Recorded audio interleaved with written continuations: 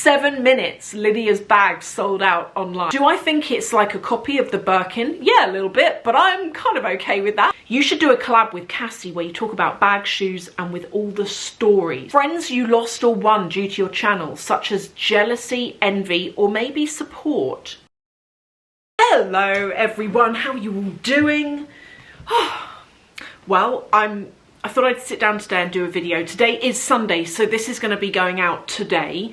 I've got Lola, my bunny rabbit. She is in this room somewhere, so if you can hear scratching around, it's her. If you can hear barking, it's because Louis, my puppy, I've had to shut the door on the sitting room and keep him in the hallway because his toilet training. I know he's not very old. Like, well, is he? He's 20 weeks old now.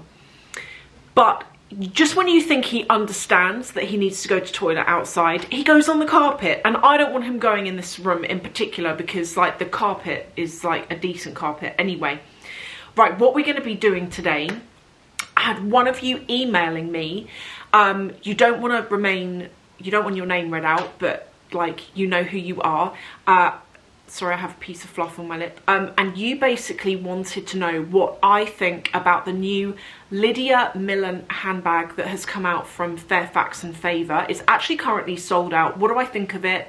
Would I buy it? Do I think, you were like, is it a rip-off of the Hermes Birkin? So we're going to go through all of that. And I thought I would also go through your questions. So I put on Instagram stories yesterday. If you don't follow me on Instagram, and if you ever watch these videos and if you have a question and you're like, how can I get my question to you, follow me on Instagram. And I put on stories whenever there's like a question poll or something. But I've had a lot of you write to me, so I'm going to go through your questions as well. I'll do that first. So the first question is from Anderson66. How you came up with your life plan and journey to early retirement, plans for what to, and then it's cut you off. It's so annoying. Like, you only get so much space to write a question, and then it cuts it off, and I can't see the whole thing. How did I come up with my life plan? Right, so I'm so close to retirement. It's going to happen in early November, I predict. So close to it.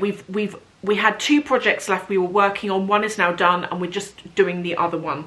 I feel like once I've retired, I can be a lot freer with this channel in terms of my time, but also in terms of the content that I can talk about. Obviously, when you have a job and you do social media, you have to bear that in mind, and obviously you need to remain professional. And of course I will remain professional, but I feel like I can be a lot more like open with you all.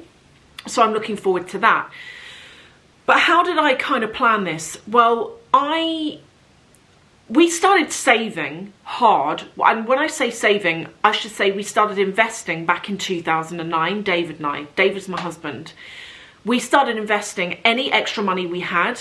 Even if it was like £5, we put it towards our investments. And then over the years, we built it and we built it and we built it. And there have been some points where we've sort of taken profit and then reinvested that back in. So that's what we've always done. Whenever things are on the up, we sell. When they're on the down, we buy back in. And we've been really, really strategic with that since 2009. And just doing so, but never taking that money out. Like, we've never taken out of those profits. We never like go and buy a new car with it. We always chuck it back into the investment. So over the years, that's really where we've been able to really build up a savings pot. And then we got to a point about 2 years ago where we were looking at what we had, and we just looked at each other and we were like, we could technically retire on this, but we were running our own business. We had a lot of projects on at the time, and also, although we wanted to retire, we were both like, oh, will that be boring though? What are we going to do instead, etc. But then a couple of years ago, we both decided no. Like, it was more David. Like, David's older than me, so he just said to me, look, I want to retire. If you want to carry on running the business, then you go for it, but I want to retire. And I was like, fair enough. So we started delegating work to colleagues in the industry, people that we have both worked with before. We'd get a project in and we would delegate it to other people. Sometimes we would get a kickback on those projects, other times we wouldn't, and you know, it just depended on what the project was like. But we slowly started to do that, and we did that with a view to decreasing the amount of work that we were doing to a point where we had nothing left, and then we can close down the business. Now, what I'm personally going to be doing, David is retiring, he's done with work. I feel like I've still got a lot more to give. And so what I'm going to do is I am going to take a massive break after the last project is delivered. But I am going to start consulting. So by that, what I mean is I'm only going to do like a couple of days a month. I don't want to get embroiled back into working full time again. That's why I wanted to take a step back. But I am going to continue consulting just to stay fresh as well, because if I ever do decide, no, retirement's not for me, it's too early, I'm bored, then I can go and get a job for someone, and I'm still in touch with, you know, because the industry moves so quickly, you know, in terms of like how the industry was 10 years ago. It's totally different to how it is today, you know, with AI, etc. Just like chalk and cheese. So I know if I took too much of a step back, I would get rusty, and then it would be hard for me to get a job for someone else or to start up on my own again. So I am just going to just do a bit of consulting. But that's really how we've done it. And we're going to continue on with our investments. So we've got plans for the next 10 into 15, 20 years, if we're still here, God willing. But we've got plans to kind of, we know the pattern that we're going to follow to continue this point we've reached, whereby we don't have to work anymore, we're living off investments. So that's going to be the plan, and that's how we've really done it. And I have had some of you asking if I can be really specific about our investments, what we've done, how we've done it, but I've decided I don't want to do that. My main reason is security, but actually another really big reason, and I can't remember if it was Daniel or Andrew, one of you said this to me in the comments, and you were so right. I'm not a financial expert. There are people out there giving financial advice who are not FCA regulated, and they're getting their whole channels shut down. Obviously, I don't want that. But also, moreover, I don't want to tell you what we've done, and then you try it, and it doesn't work for you for whatever reason. And then you lose money, and then somehow it's my fault. So I don't want any of you losing money, basically. With investing, there's risk, and you can decide how much of a risk you take. But I'm not qualified enough to sit here and say to you, this is what you should do with your money. As I say, it's worked for us, God willing. It's worked for us. But I'm not in a position to go and give advice to anyone else. So I hope that you can understand, but that's fundamentally how we've done it.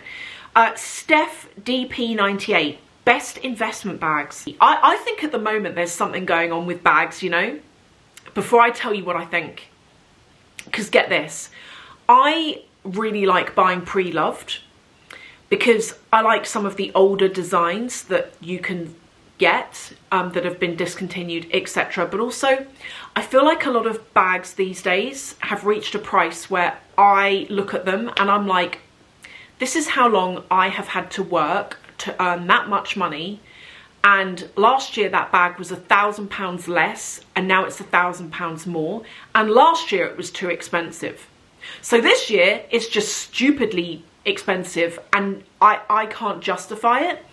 And also I'm so lucky I've got a collection of bags that I started building like 10 plus years ago when things were a lot cheaper. So I feel quite comfortable with what I've got. I don't really feel this constant urge anymore to buy. But when I'm looking at pre-loved, because I am looking at pre-loved, I'm still buying bags, just not on the level that I used to. But when I look at pre-loved, the prices have dropped through the floor. Even on like Hermes, like I was looking at the Picotin, so I've already got like a little orange one there, but I was looking to get one in like a deep red, like a ruby tone, or just any colour really. And do you know, I bought that bag for like £3,800. If you can get it from Hermes, it's about £2,500. That's the size 18. If you go on Vestiaire Collective, people have got them up for like £2,500 and less, pretty much new, and they're not selling. There are people on there that want £3,000, £4,000, £5,000, but they're definitely not selling and they're being reduced all the time.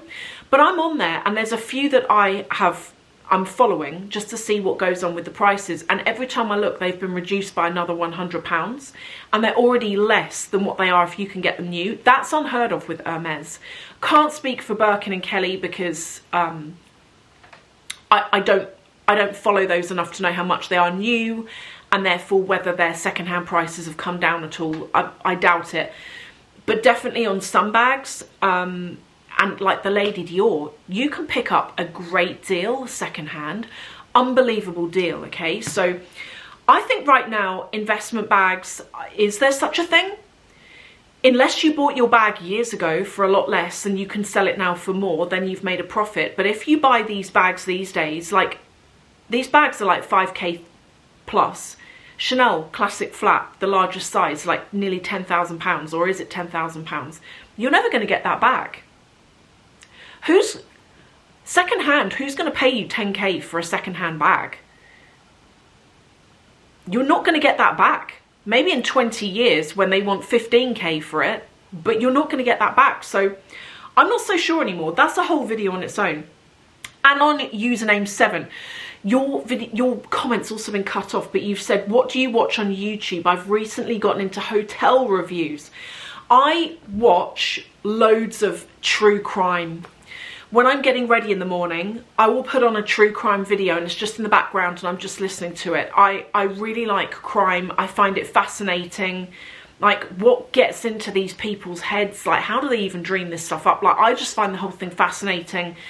That tends to be what I watch, actually. True crime, and that's pretty much it.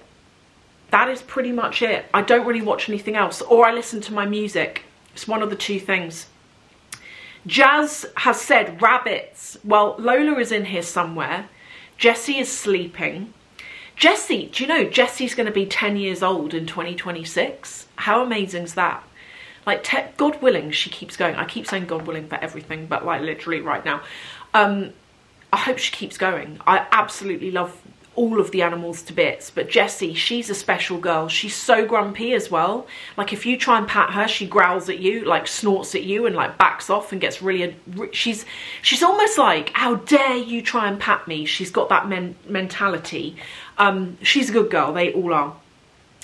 Blah, blah, blah. Something about organising your wardrobe or how to keep things tidy in general. My wardrobe is not organised. I mean, I've got different wardrobes, like one wardrobe where I keep coats, one where I keep jackets, one where I wear a lot of hoodies these days. I feel like I've become a lot more casual compared to how I used to be. Plus as well, we're going in, it's like autumn, winter, it's quite cold. So when I get up in the morning, I'm leaning towards hoodies and sweaters. And also I've got a dog now that I walk all the time. I can't really be glam for that. But yeah, that tends to be how I do it.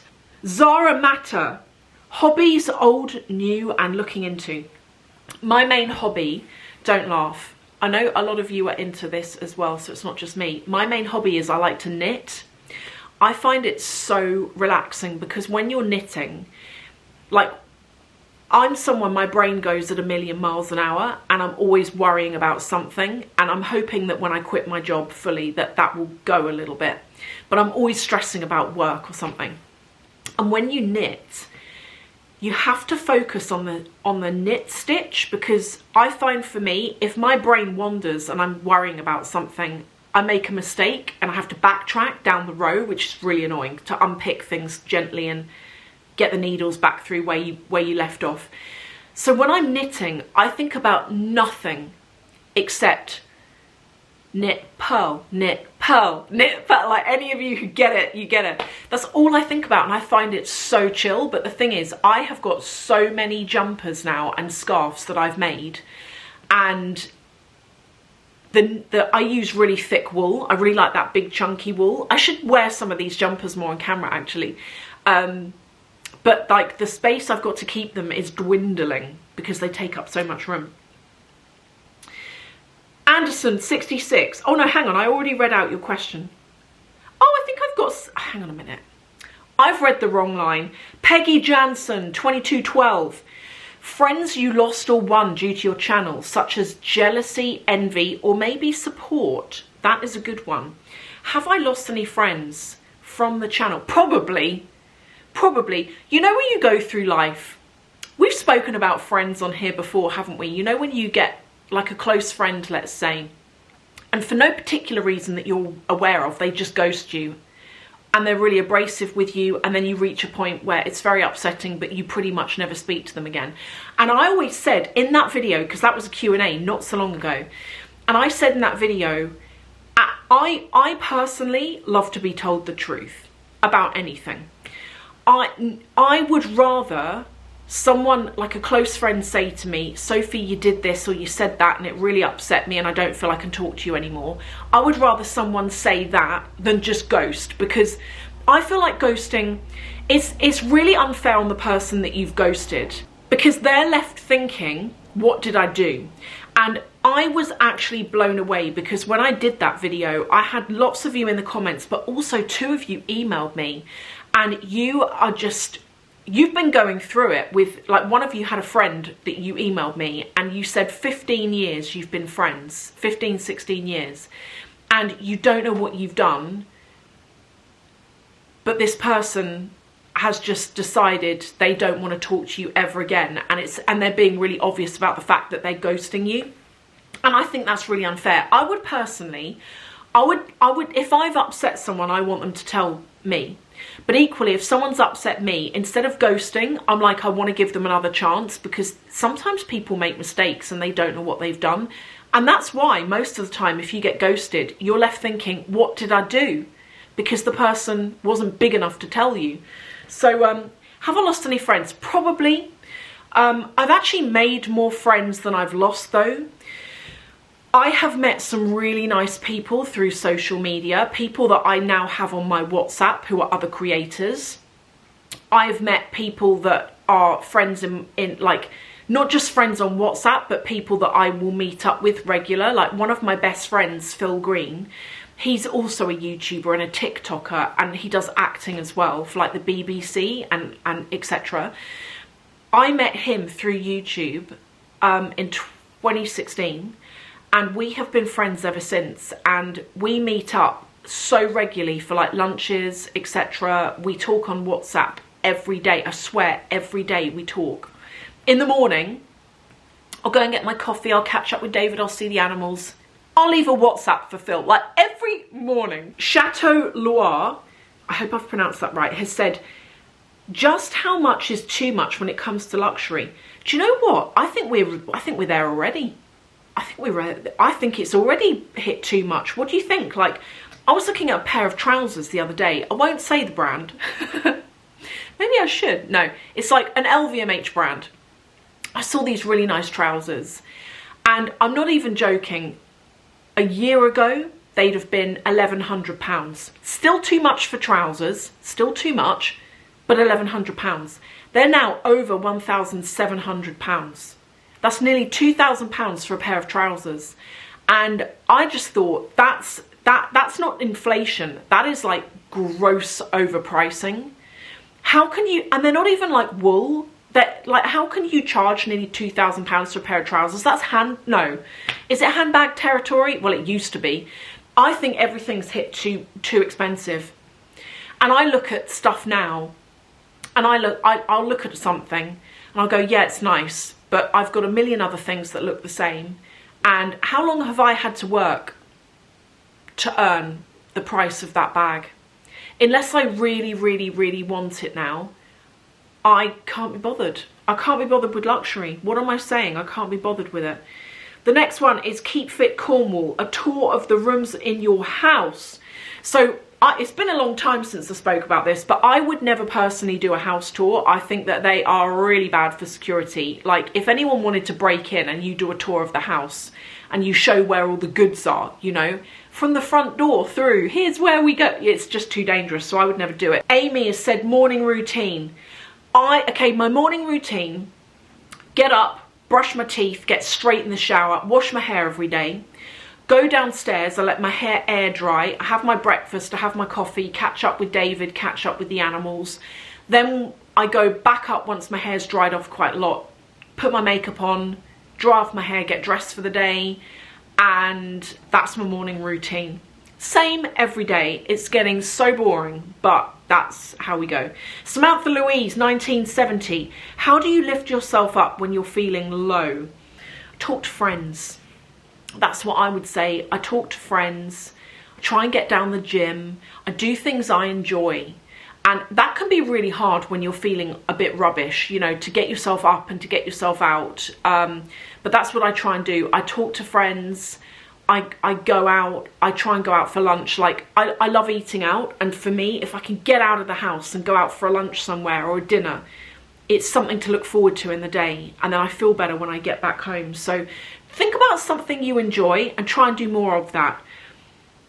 Monstella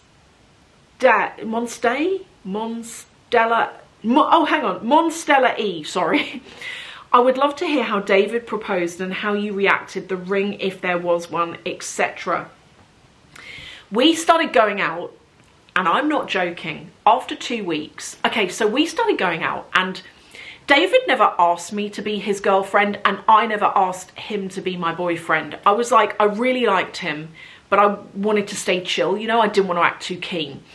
And so I left it, and I was like, I didn't know where it was going to go. And then we went out for coffee. So I was like, I used to go over to his on a Wednesday and then for the weekend. And then we went out for coffee one weekend and we were just chilling. And he said, oh, I spoke to my friend so-and-so last night. And I was like, oh yeah, how is he? And he was like, yeah, it's fine. He was going to meet up this weekend, but I told him I was with my girlfriend, so I couldn't. And I remember I looked at him and I was like, I said, your girlfriend? And he went, yeah. And I was like, oh. You didn't ask, you just assumed. I didn't mind, but from that point onwards, I was like, okay then, we're official. But very soon after that, I want to say in the first month of going out, David said to me, you're my wife. That's what he said. He was like, I know you're my wife. And I knew it really soon after we met. Something just clicked. So, do you know what? There was no proposal. There was no proposal. We met in January. By November, which was my birthday, he gave me a ring. But we did not get married for like 5 years because I was really quite young, and it, like, everyone around us was like, don't do it. You're a bit young, and we both respected that, and we left it 5 years. Then we got married. So that's kind of how that went. But the ring we got engaged with was not a real diamond. It was like, because we didn't have the money, like it was like a lab grown, or it might even have been cubic zirconia. I got it somewhere, it's somewhere around the house. But then over the years we upgraded it, and then we got to a point where I was able to design my own ring. So this ring I drew on a piece of paper. This was back in 2013. I drew it out and we found a jeweler, and they made the whole thing come to life in like a design package called CAD. So it's like, you can see the ring and you can move it and you can see the underneath and you can turn it around and look at it. And then when you approve it, they go and make it for you. And that was so exciting to have this ring made. So that's how it went. There was no romantic proposal. No getting down on one knee. No, nothing like that. The next one, KH Vantage. You've just put cars. Well, I'm going to tell you, we're looking at a new car at the moment, and keep your eye out for that, because you know the Audi got cancelled by Audi. There's a new one on the way, or we're looking into getting a new one. Iwa has said, what would you do if you were the owner of Dior? What would I do? I'd look at their pricing. Mind you though, I think it looks to me, I haven't looked at Dior in ages, you know. When they lost our contact details a couple of years ago, that was the nail in the coffin for me. That was when I thought, I don't really feel like supporting you, seeing as you can't look after my private information. But, and has anyone found the number of scam phone calls they're getting since then has gone through the roof? Like, literally crazy. Let me know if you're the same. Of course, there have been a lot of companies, including Harrods, that have all been hacked. You'd think they'd learn, but they don't. But I would look at pricing, I think. The next one is from Iconica Life, love you. Bags you regret in your collection but have not sold yet. I don't think I regret anything necessarily, but I do have bags I need to sell, and I am thinking, let me know if you're up for this. Sorry, I know this video is long. Hope you're still here and you're chilling. Pause it if you need. Go and get a drink and a snack.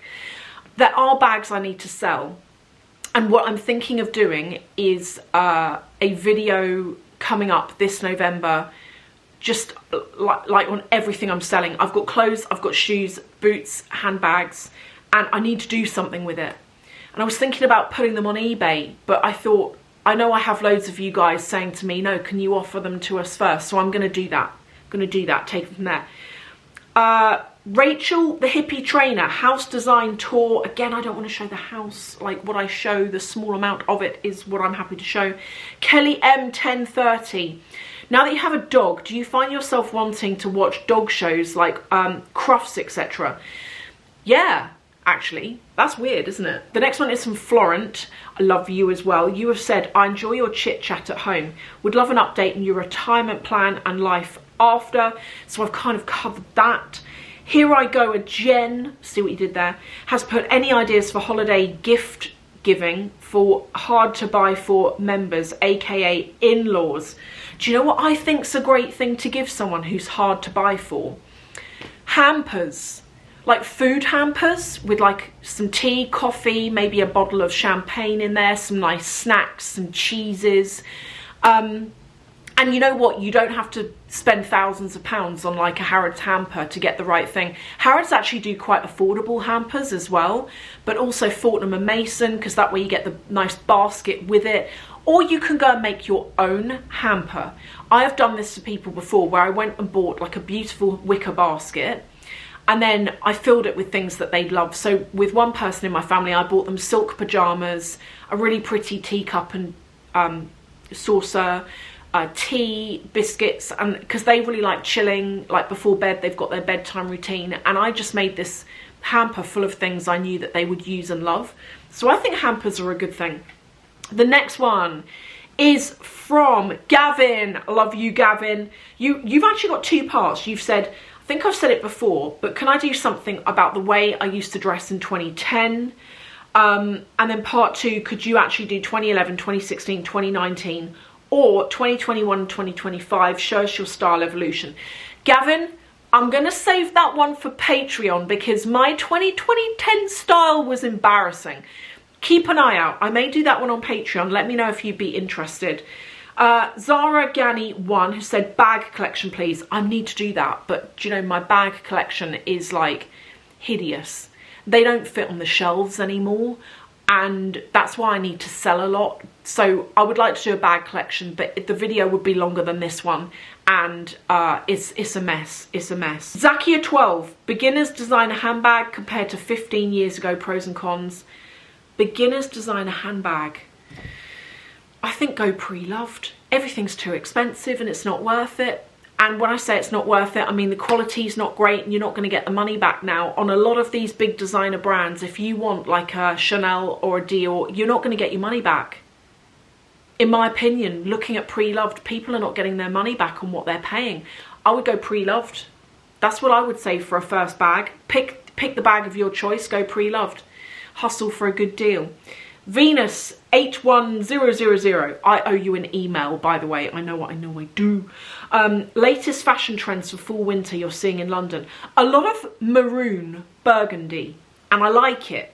The next one is from Deepanch Dogra. Sorry, I need to click on your username to actually see, because it squeezes your name all together.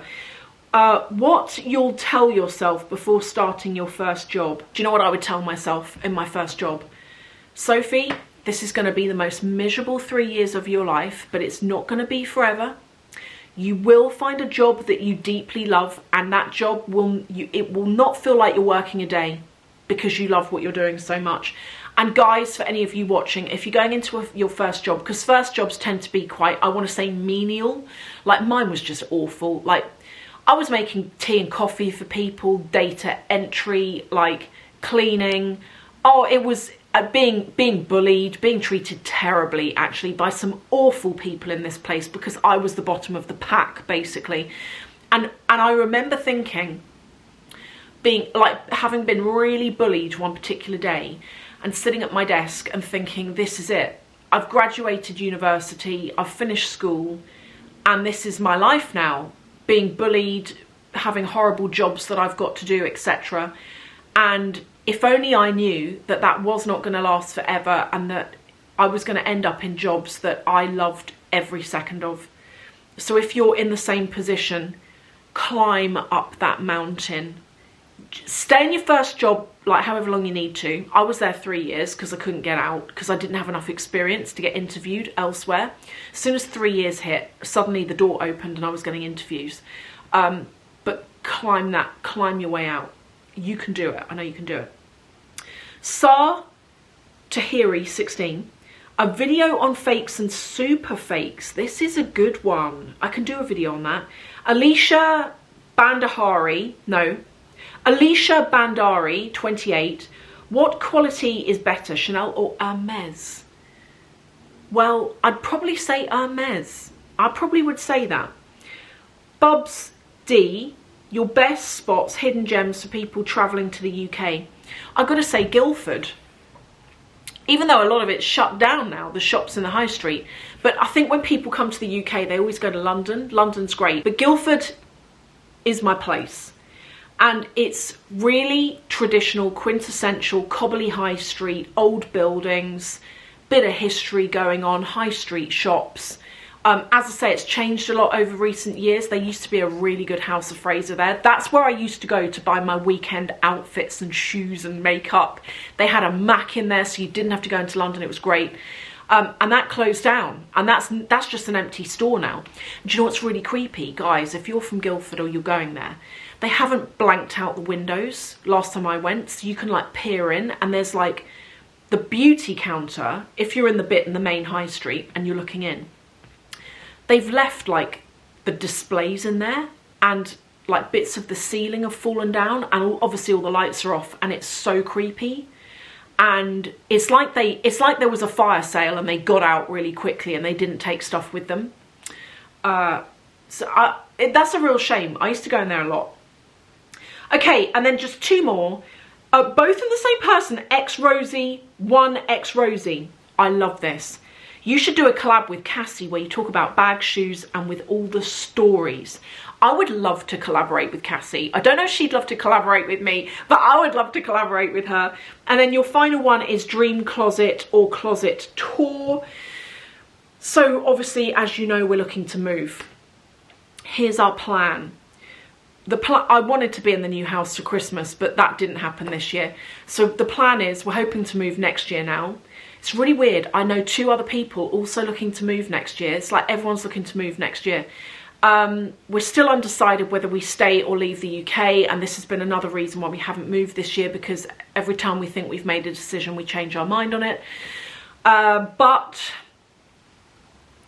yeah, hopefully next year. And that's going to be the point where I do more of a closet tour because I know how I want my closet to look. And if we do stay in the UK, I already know the company that I want to do the closet tour because I've worked with them before in marketing. Not on YouTube, in like my day job many years ago, and I know they're very good. We worked on like their branding and stuff, so I'd like to go back to them. Okay, so Lydia, let's talk about Lydia's new bag. The bag from Fairfax Favor. What do I think about it? Would I buy it? Okay, so I love Fairfax Favor, and I was on their website. I'm always on their website, but I was on their website in like September, early October, and I saw this in the navigation. It was like Lydia Millen coming soon bag or whatever, and I was like, what's this? I didn't know. So I clicked it and it just had silhouette shapes of all of the bags, but you couldn't see what the bag looked like, and there was like, you could put your name down on a list or something. And I was really, really curious. Then I noticed the first time that I saw one of the bags, and it was only the clutch bag, it wasn't the others, was because Lydia had gone to a Fairfax Favor event. Can't remember where it was now. It was like an outdoors event. She was carrying the clutch bag and I saw it and I was like, oh, that's really nice. And it was in, I think she had the burgundy version. And then they launched on the website, and the Marlowe store, because I went to the Marlowe store for my birthday a couple of weeks ago now, and I said, have you got any of the Lydia bags in, even just display bags, because it would be good to see. And they were like, they sold out online in 7 minutes. 7 minutes, Lydia's bags sold out online, like no time at all. They are being restocked at the beginning of December, so, and if you go on the website, you can put your name down on the waiting list, etc. I've put my name down. I wouldn't mind checking it out. Do I think it's like a copy of the Birkin? Yeah, a little bit, but I'm kind of okay with that. I don't mind. It's got the same silhouette as the Birkin. And I would probably get the smaller size tote, actually, and I would get it in burgundy, would be my preference. I like it. It's a nice, cute little size. I already have a Fairfax Favor handbag that's pretty old now. I've got the mini Windsor, and actually I like it. The older it's got, the more that leather has softened up and suppled and got really squishy and really buttery. It's a great little bag, and it's that quintessential English. You don't feel such a security target with it as opposed to carrying something more expensive. It's just a great bag. So would I buy it? Yes. Do I think it's leaning towards or trying to be a Birkin? Yeah, a little bit, but it's not. It's not like you're carrying a fake around. Like, I don't like fakes, but I'm kind of don't mind the Fairfax Favor because it's not a fake. It's not got an Hermes logo on it. It's not an exact replica. It's inspired by. So that's kind of my take on it, but I would love to know what you think. And actually, if you were one of the people that managed to buy off the first drop, are you enjoying that bag? How are you finding it? Which size did you go for? Let me know what you think. Is it a good bag? Is it not? I also like that it's got the little mirror on the inside. I think that's a really nice added touch. I just actually went to get my Fairfax Favor bag. I've got like a Louis charm on there. Let me hide that for a minute. So this is quite old. But as you can you see how soft the leather has gotten on it? It's turned so nice, even nicer than when I first got it. Suede on the front, leather on the sides. So just to kind of summarize, if it's not clear already, I love Lydia's new bag. I think she's done an amazing job with it. I love the design. I have put my name down for the next drop, and hopefully, fingers crossed, I get in there. I think the next drop is meant to be early December. I also think the price is fantastic, really accessible. It's around about £350, I should say. And I think honestly, I can rate Fairfax Favor quality. Their quality is exceptional, and I love Lydia's design. As I've said, I love the thought process that's gone in here. Yes, I feel personally, I could be really wrong, I feel like there's definitely hints of the Hermes Birkin in there, silhouettes from point of view, but I don't mind that, and if anything, I quite like it because of that. So just from my experience, obviously I don't have the bag to give you a proper review here, but from my experience with Fairfax Favor, their stuff is top quality, and I love the design. So do I think we should all get one? Yeah, if you can, I think it's worth trying for sure. You will be very pleased to know that I don't have anything more to talk to you about at this point. So thank you all for watching, and I will see you in the next video.